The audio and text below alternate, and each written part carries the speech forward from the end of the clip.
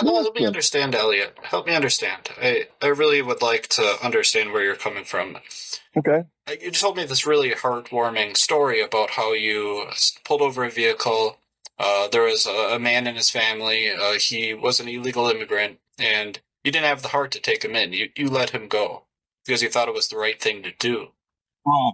But now you're telling me that all illegal immigrants should be deported?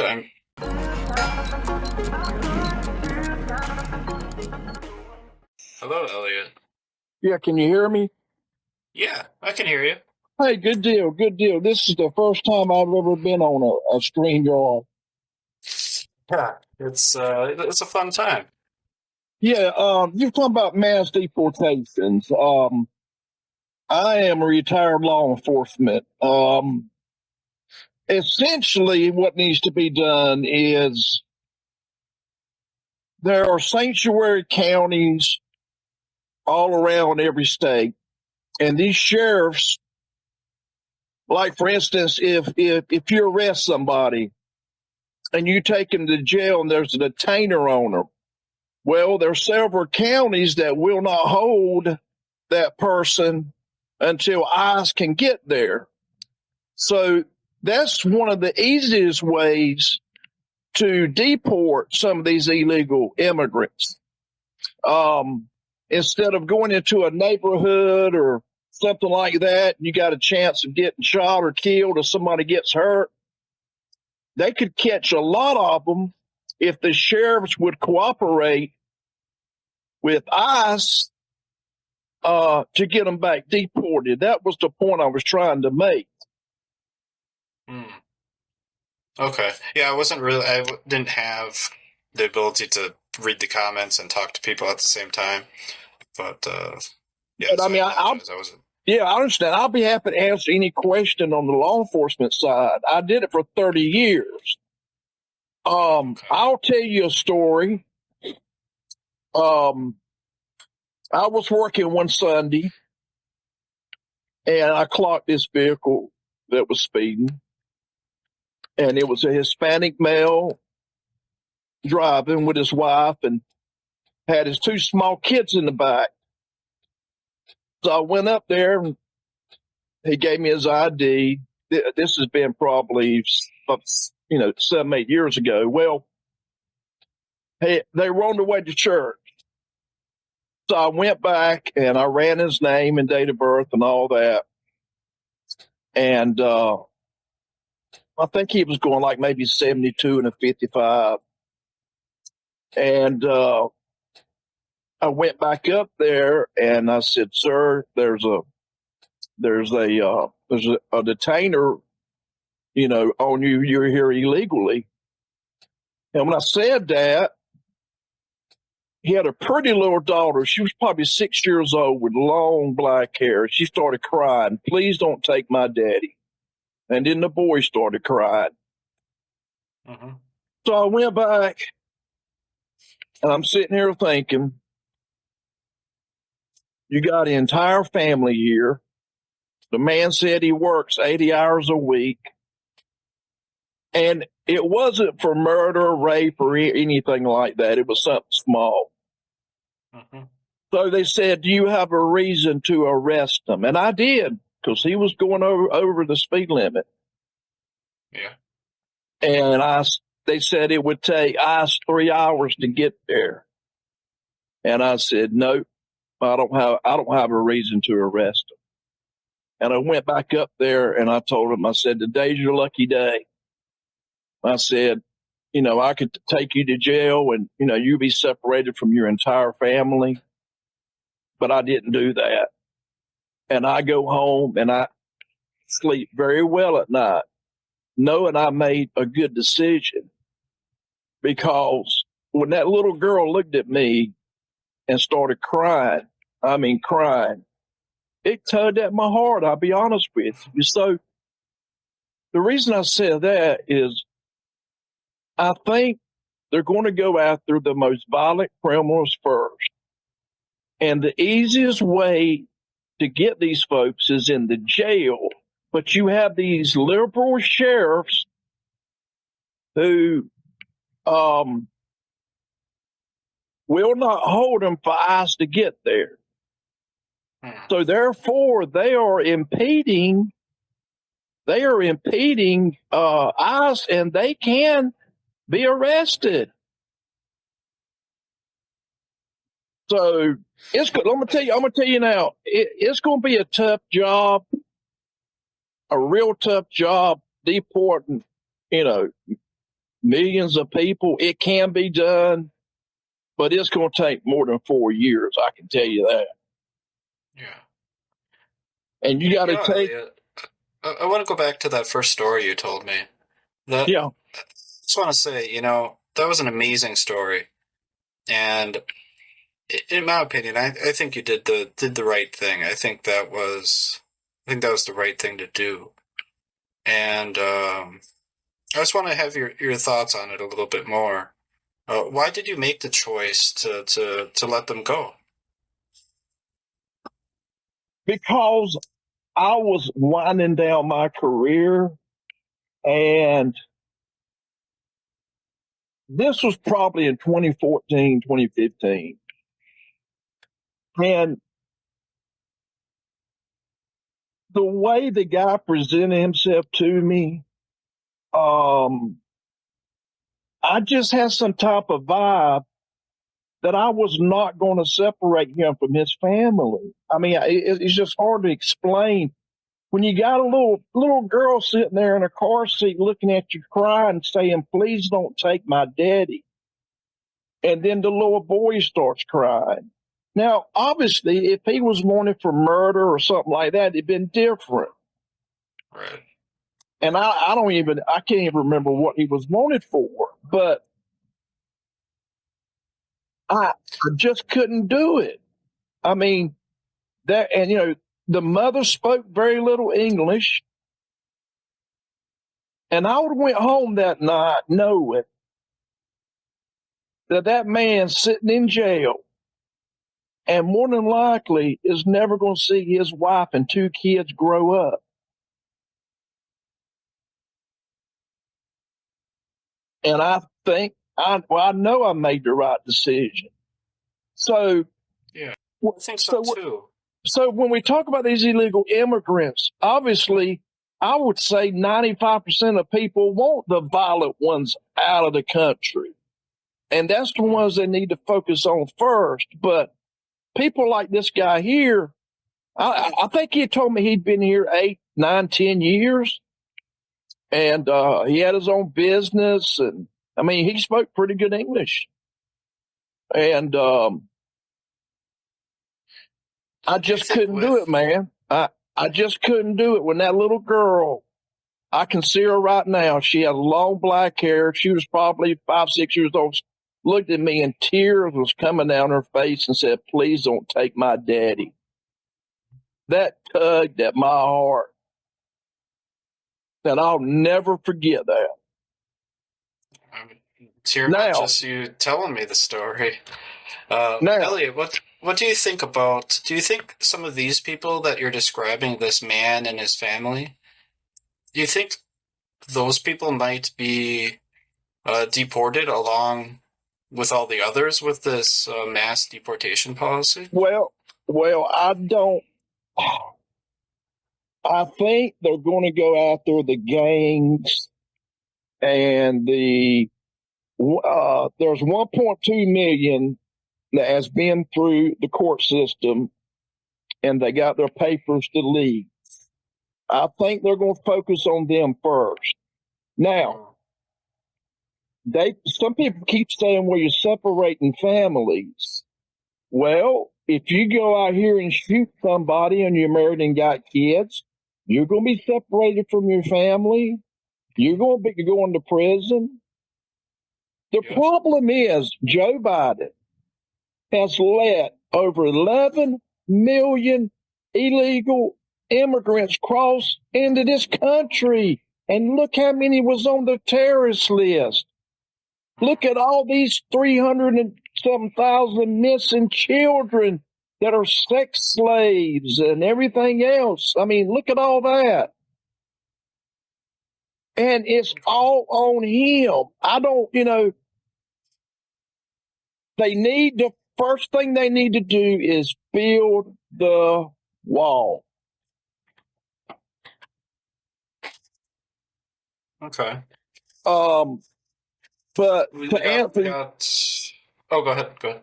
but to answer your question, they need to go after the 1.2 million who's already got papers that says bye bye. You need to go. They need to locate them, Okay. and then they need to have these county sheriffs. It needs to be a law in these sanctuary cities.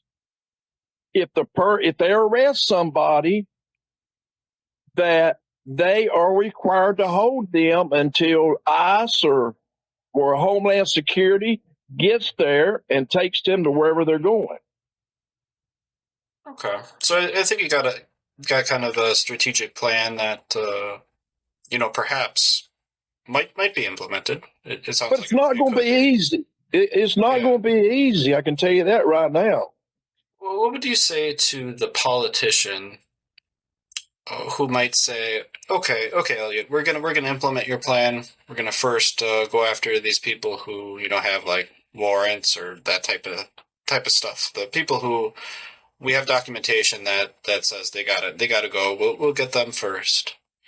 And then the politician in the same breath says, and then after that, we're going to go for every single other illegal immigrant in the United States. What do you say to that politician? But now, are you talking about dreamers or are you talking about just other illegal? I'm talking about every single one who doesn't have documentation to be here legally. Yes. And I'm going to tell you why. I was watching the news before the election and they had a Hispanic guy on there. And he said it took him 10 years to get here. He did it the right way. Okay. So, yes, sir, they need to go after every single illegal. That's what we've got laws. The laws are on the book. And just the Biden administration hasn't enforced them. And it's a fact. I'm not making it up. I mean, Help me understand, Elliot. Help me understand. I really would like to understand where you're coming from. Okay. You told me this really heartwarming story about how you pulled over a vehicle. There was a man in his family. He was an illegal immigrant, and you didn't have the heart to take him in. You let him go because you thought it was the right thing to do. But now you're telling me that all illegal immigrants should be deported. I'm confused. It depends on the individual. Have they committed a crime? We got over 60,000 Chinese people that's crossed the border that have been in near military bases. How in the world did that happen? I just want to throw that out there because that was on my mind for you before you asked the question. Okay. I guess I had a heart that day. And I don't know that I could do the job now of going into a house or whatever and taking a man or woman away from their family. But the law's the law. We have a lot of discretion. I had the right to kill somebody legally. I had the right to take you off the road. I had the right to give you a ticket. So it all boils down to discretion. I mean, look, man, it's going to take them a while to even locate the 1.2 million that are even out here. So it may very well take them 2 years to even come close. So, where do you locate? I mean, are you in the United States or? Yeah, I'm in Wisconsin. Okay. So, look, I don't like to see families separated, especially with young children. But on the other hand, I can't have my cake and eat it too.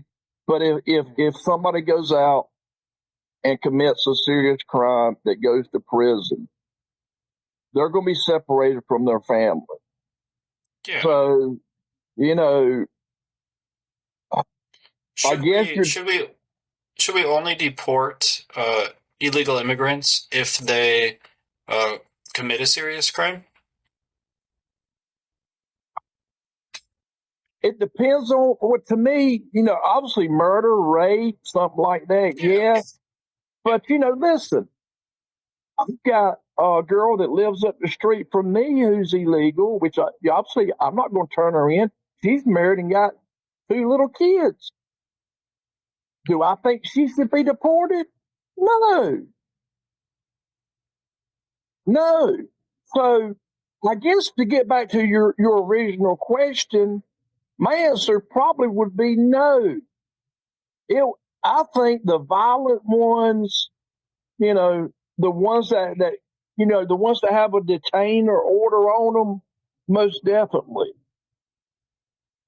But I don't know, man. The older I get, the more compassion I have. I'll be honest with you. You're looking out Being for people. being in law enforcement 30 years and dealing with what I dealt with on a daily basis, I could tell you stories all night long. There's a lot of good people out here, and there's a lot of bad people.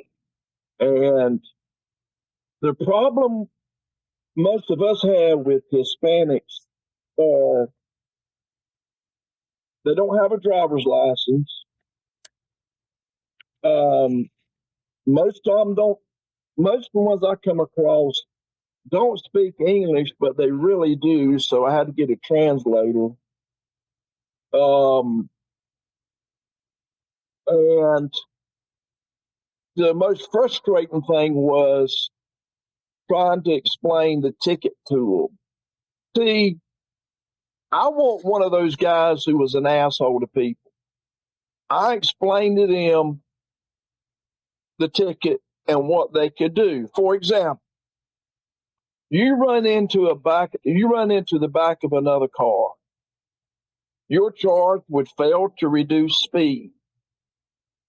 If you get a letter from your insurance company and go to court, they will dismiss the ticket and it won't cost you a dime. But trying to explain that to somebody that doesn't speak English is hard to do.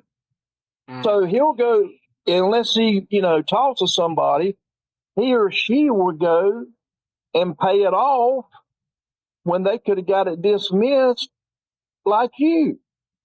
So the communication was very difficult working the job.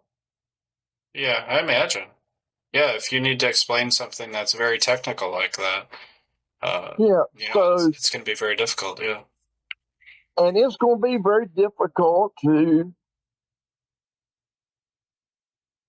The biggest way they can do the deportation is through the jail. Somebody gets arrested for DWI, drugs or whatever, and they get there and they find out they're illegal. The sheriff is going to have to hold them until ICE or Homeland Security comes and gets them. That's going to be one of the easiest ways of catching an illegal. Yeah. Okay. So, All right, I think might have come full circle here. Is there anything else you'd like to add before we call it a wrap? no, I appreciate you having me up. Are you able to see my picture or anything? Or? No, it's all black. Yeah, this is the first panel I ever been on. I mean, I can't even read the chat, but has anybody asked any questions in chat? There's been a few comments, but no, nobody's really nobody asked any questions really. Well, As far as law enforcement in general, now it's hard to get the good people in law enforcement. And, the thing is, the motto I went by was treat people the way I want to be treated. Now, you got you got bad law enforcement officers, you got bad attorneys, you got bad judges, you got bad people at Walmart. Just because one person is bad don't mean the whole organization is corrupt. I treated people the way I want to be treated. Now, if somebody wanted a cocky attitude with me, I still remained calm. But what they didn't know was when I went back and wrote my notes, say on a speeding ticket, I typed in there, do not reduce, see me. And when it went to court, they didn't reduce the ticket. So my advice to be for anybody, don't argue beside the road. You're not going to win arguing a ticket beside the road. Be polite, cooperative, and that'll get you a whole lot further than trying to cuss out an officer for this or that. Trust me, I've been there and I've seen it and I've done it. And the ones that are polite, cooperative, if the district attorney wants to dismiss it, they can do it all day long. But if you start cussing me and running your mouth, then I'm going to have the last laugh in court. I promise you. I think that's solid advice, Elliot. And obviously you would know. But yeah. But listen, I'll get off here. I appreciate you having me up. But this is going to be this mass deportation is going to be it's going to be real hard, especially if the sheriffs do not cooperate at the jail, because that's where you're going to get about 60% of the illegal immigrants. So. All right, thanks for coming up, Elliot. I'm glad you got your microphone to work so I could talk to you. It's been great. Hopefully, I'll be able to talk to you in the future. What nights are you normally on here? Honestly, it's a little random. Today, David and I hopefully are going to be doing Saturday nights. But we'll see how that goes. I got you. I appreciate you having me up, buddy. All right, talk to you later. Have a good night. Yep, you too. Bye. All right. Well, this was fun. This was fun, right? Yeah, I'm going to call that a wrap. I'm glad I got to talk to Elliot, That was a heartwarming story. I really liked that story that Elliot had to tell me, all of us. When I first brought Elliot up, I kind of assumed his position, right? I was like, he's going to be very pro mass deportation, and there's going to be very little empathy with his stance, right? That's what I assumed. That's what I thought going in. But then after hearing what he had to say, it was way more nuanced than that, right? His stance wasn't very solid or unempathetic. I'd say it was very empathetic, right? He had the opportunity to arrest someone who was an illegal alien, and he chose not to because he had empathy for them, because he thought it was the right thing to do to let them go. And I think that speaks a lot about Elliot's character. And he has said very interesting things in the chat, in the comments on many of my live streams. And Elliot's a good guy. He's got empathy. He's got a good heart. And on that note, I'm going to play the intro. Have a good night, everybody.